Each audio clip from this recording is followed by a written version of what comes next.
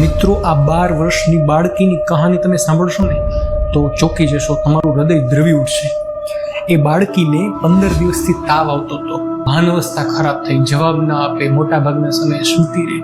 એ પછી બીજા 4 થી 5 દિવસ એને ઉલટી થવાનું રહ્યું અને તાવ ખૂબ વધ્યો. અને ત્યાં સુધી દર્દીના સગાઓએ સામાન્ય એવી પેરાસિટામોલ ખવડાવી અને ગમે એમ કરીને સમય પસાર કર્યો. દર્દી મહિના દિવસ પછી અચાનક એને શ્વાસોશ્વાસ ખૂબ વધી ગયો અને અમારી પાસે લાવ્યા. દર્દી જ્યારે અમારી પાસે આવ્યું તો એને વેન્ટિલેટર પર મૂકવું પડ્યું.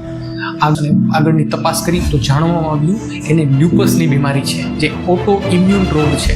એટલે કે મિત્રો, આપણું જ શરીર આપણા જ શરીરને મારવા દોડે અને એનું પછી પ્લાઝમા ફેરેસિસ એટલે કે એક પ્રક્રિયા કે જેમાં એના શરીરમાંથી આખા એન્ટીબોડીઝ હોય એ કાઢવામાં આવે છે, બરાબર. તો એ કરવામાં આવ્યું. એ પછી દર્દી આજે 21મા દિવસે એકદમ ભાનવસ્થા સારી અને હાલતું ચાલતું ઘરે ગયું છે. તો મિત્રો, મારે તમને કહેવાનું એ જ છે કે દર્દીની અવસ્થા જ્યારે થોડી ઘણી ખરાબ થાય તો આપણે આઈને હાયલા રાખીએ, મને હું ધક્કો ખાવો એમ કરી અને આપણે સમય કાઢતા રહેવું. પણ એક રીતે જોઈએ તો આ પરિસ્થિતિમાંથી જ આર્થિક રીતે પણ તમે ભાંગી પડો. જો એવડી મોટી અવસ્થા થઈ તો કેટલો હવે ખર્ચો થઈ શકે, બરાબર. એટલે મિત્રો, જ્યારે પણ નાનો મોટો પ્રોબ્લેમ હોય તો શારીરિક રીતે, આર્થિક રીતે આપણે એક સમજી વિચારીને ટાઈમ ટુ ટાઈમ ડૉક્ટરને દેખાડી દેવું જોઈએ અને ક્યારેય આવી ભૂલ ના કરવી જોઈએ. મારી વિનંતી છે તમને.